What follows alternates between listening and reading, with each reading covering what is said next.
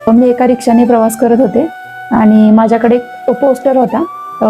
आमचा उपक्रम असा होता की आम्हाला पोस्टर जागोजागी शहरामध्ये जिथे जागा मिळेल तिथे किंवा रिक्षावरती लावायचे होते, ज्याच्यावरती माँ का दूध नावाची एक डॉक्युमेंटरी होती आणि तिथे एक गाईच्या वासराचं चित्र होतं आणि वरती लिहिलं होतं लापता म्हणून.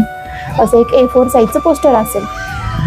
तर ते A4 साईजचं पोस्टर मी काकांना दाखवलं आणि म्हटलं, काका असं असं एक पोस्टर आहे आणि हे काही जाहिरातीकरण वगैरे नाही आहे, तर आम्ही सामाजिक न्यायासाठी काम करतो आणि असं असं जनावरांसाठीचं काम आहे. मग काकाने मला विचारलं नेमकं काय आहे. मी काकांना व्यवस्थित सांगितलं माझ्या परीने 15-20 मिनिट.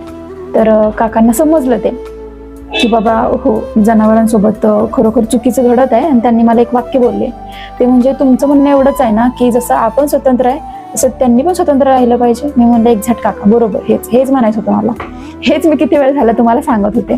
शेवटी मला जिथं स्टॉप होता तिथं काकांनी सोडलं आणि सोडल्यानंतर मग ते पोस्टर लावण्यासाठी म्हणून पाठीमागे येऊन थांबले रिक्षाच्या. मग मी तो आधीच काढून ठेवलं होतं माझं A4 साईजचं पोस्टर, तर मी दिलं.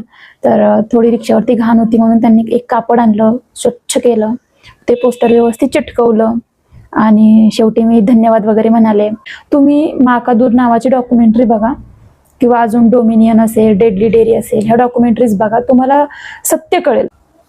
सो हे मी त्या काकांना सांगितलं सगळं आणि ते काकांनी पोस्टर वगैरे चांगलं व्यवस्थित लावून दिलं.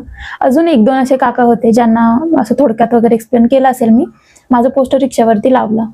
तर त्यावेळेस मला कळालं की खरोखर माणुसकी आहे की नाही हे पडताळून पाहायला त्याचं शिक्षण बघावं लागत नाही, त्याचं वय बघावं लागत नाही, त्याचं लिंग बघावं लागत नाही, त्याचा प्रदेश बघावा लागत नाही, तो कुठून बिलॉंग करतो, काय बिलॉंग करतो, त्याचं काय कुळ, त्याचं जात, त्याचं पात, काही लागत नाही. तो माणूस पाहिजे.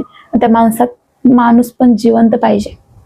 असा प्रत्येक माणूस पण जिवंत असणारा जो व्यक्ती आहे ना, तो व्हीगन बनतोच.